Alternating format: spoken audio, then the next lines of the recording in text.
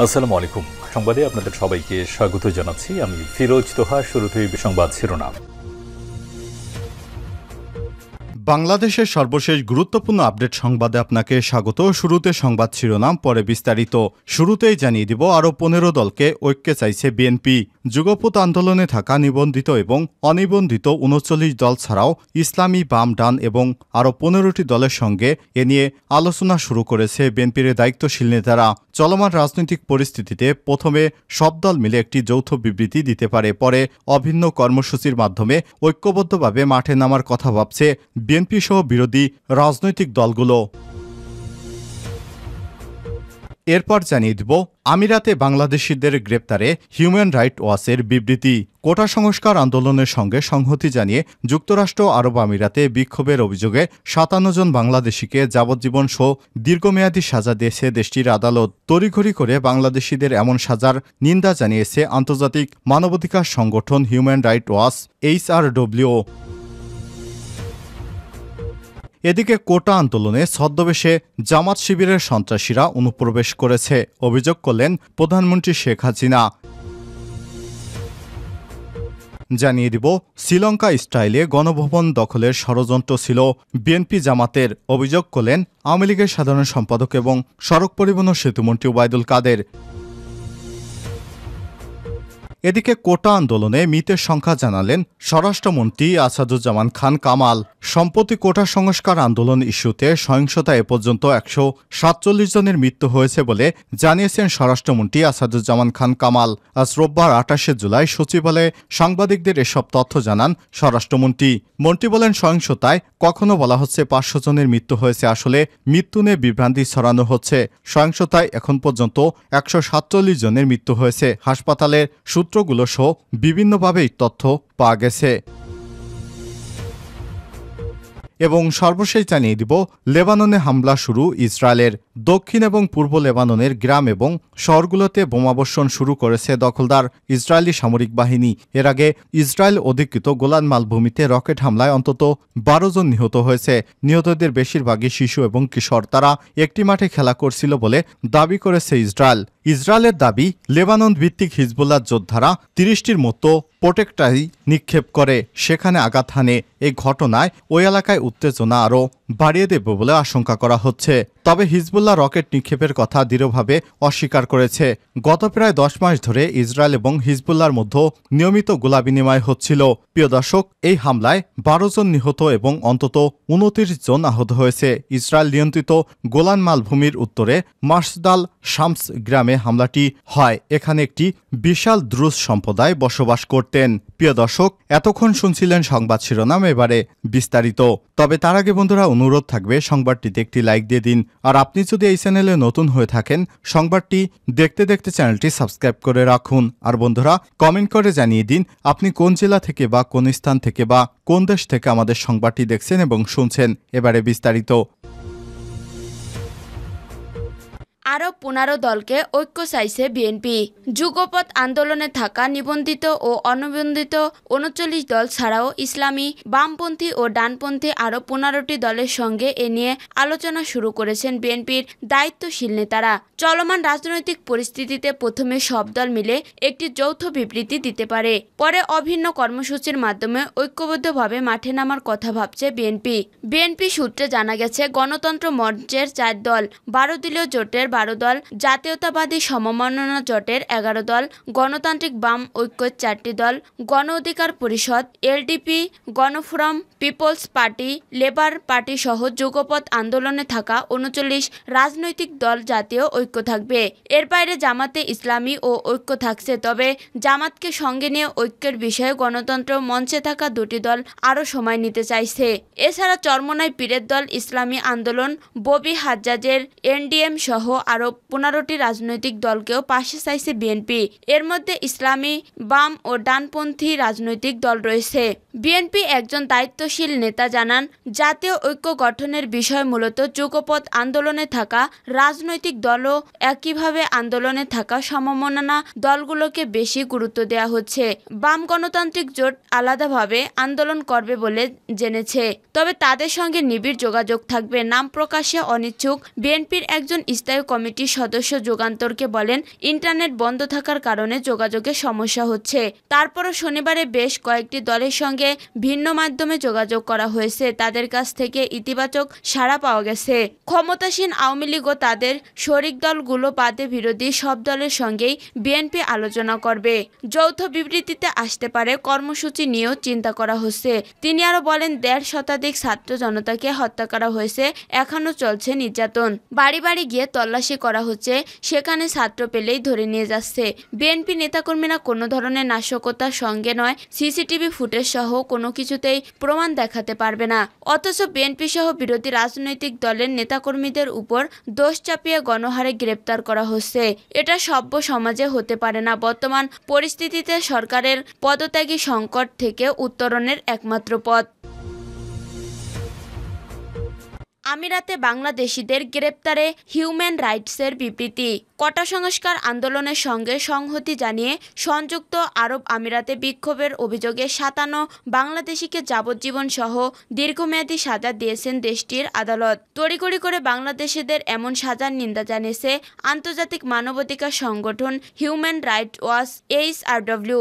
গত ২৪শে জুলাই সংগঠনটি এই বিবৃতি দিয়েছে। রোববার ২৮ জুলাই হিউম্যান রাইটস ওয়াচের ভেরিফাইড ফেসবুকে পেজে এই বিবৃতি প্রকাশ করা হয়। সংযুক্ত আরব আমিরাতে যে কোনো ধরনের বিক্ষোভ অবৈধ।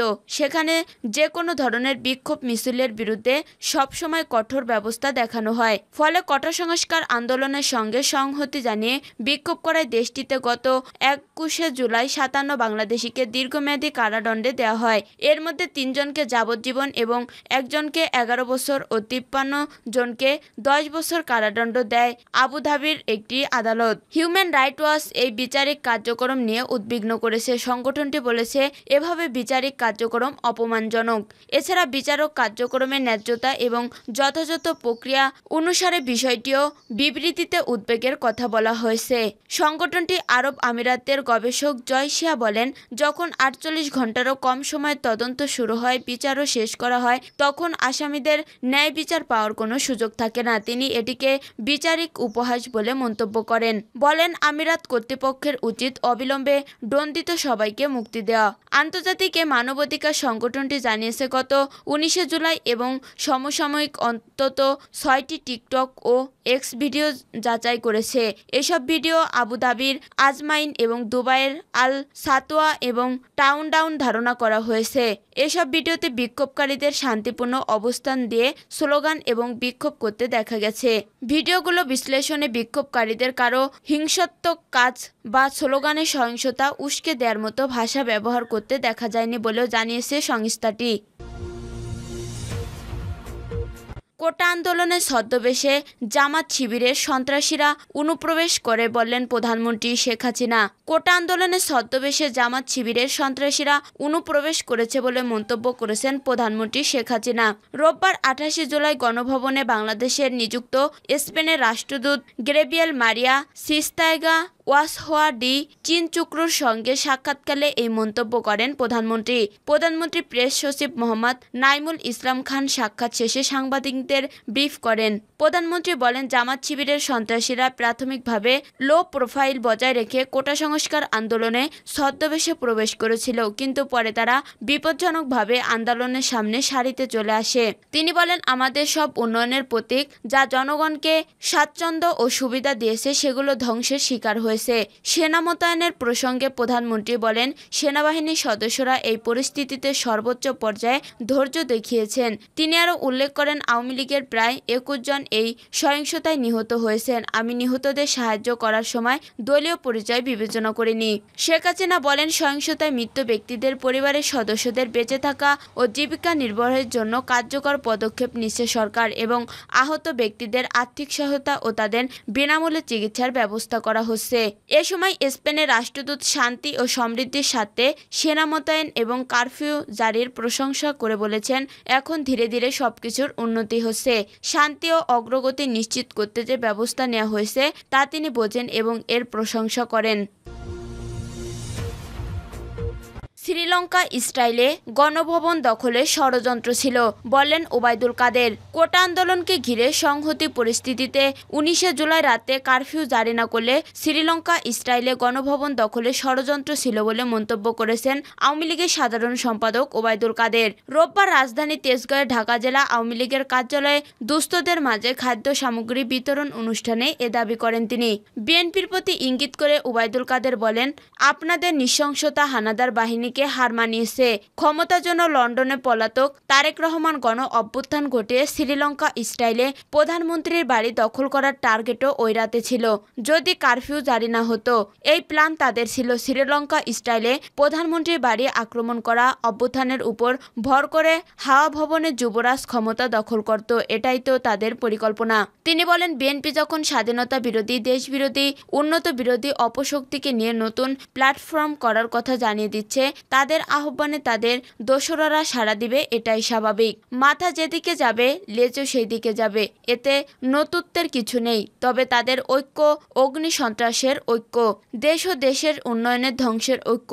সেনাবাহিনী কোথাও গুলি করেননি বলে দাবি করেন ওবায়দুল কাদের। বলেন, প্রধানমন্ত্রী শেখ হাসিনা যখন কারফিউ দেওয়ার সিদ্ধান্ত দিলেন সেনাবাহিনী নামলো। আমি চ্যালেঞ্জ করে বলছি, সেনাবাহিনী কোথাও একটাও গুলি ছুড়েননি। অথচ অপবাদ দেয়া হচ্ছে আমরা যেন হাজার হাজার মানুষ মেরে ফেলছি। আজকে আমাদের মেরে ফেলা গতকাল শনিবার তালিকায় দেখছে আমাদের 12 জন কর্মী। এ সময় পুলিশ ও আওয়ামী লীগের নিহত এক নেতার নাম উল্লেখ করে তিনি বলেন, এগুলো করেছে আক্রমণকারীরা। আজকে অনেক অনেক কথা বলেন, ছাদ থেকে ফেলে দেওয়া হয়েছে 15 জনকে। এসবের জন্য কারা দায়ী? তিনি বলেন, শেখ হাসিনা দেখতে যাচ্ছেন বিবেক টানে, হৃদয়ের টানে, আপনাদের মতো মায়া কান্না করতে নয়। বিবেক ও হৃদয়ের টানে তিনি হাসপাতালে যাচ্ছেন। বঙ্গবন্ধু মানুষের জন্য যা করতেন তার কন্যাও সেই সহানুভূতি নিয়ে যাচ্ছেন। কোটা আন্দোলনে মৃত্যুর সংখ্যা জানালেন স্বরাষ্ট্রমন্ত্রী। সম্প্রতি কোটা সংস্কার আন্দোলন ইস্যুতে সহিংসতায় এ পর্যন্ত 147 জনের মৃত্যু হয়েছে বলে জানিয়েছেন স্বরাষ্ট্রমন্ত্রী আসাদুজ্জামান খান কামাল। রোববার 28 জুলাই সচিবালয়ে সাংবাদিকদের এই তথ্য জানান স্বরাষ্ট্রমন্ত্রী। মন্ত্রী বলেন, সহিংসতায় কখনো বলা হচ্ছে 500 জনের মৃত্যু হয়েছে, আসলে মৃত্যু নিয়ে বিভ্রান্তি ছড়ানো হচ্ছে। সহিংসতায় এখন পর্যন্ত 147 জনের মৃত্যু হয়েছে। হাসপাতাল সূত্র সহ বিভিন্নভাবে এই তথ্য জানা গেছে। তিনি বলেন, মৃতদের মধ্যে পুলিশ, আওয়ামী লীগের নেতাকর্মী, শিক্ষার্থী সহ বিভিন্ন পেশার মানুষ রয়েছেন।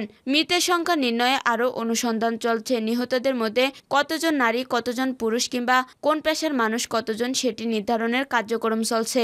বৈষম্য বিরোধী ছাত্র আন্দোলনের সমন্বয়কদের ডিবি হেফাজতে নেয়ার বিষয়ে স্বরাষ্ট্রমন্ত্রী বলেন, আন্দোলনকারী শিক্ষার্থীরা নিরাপত্তাহীনতায় ছিলেন, সেটি তারা জানিয়েছিলেন। এ কারণে তাদের নিরাপত্তার জন্যই হেফাজতে নেওয়া হয়েছে।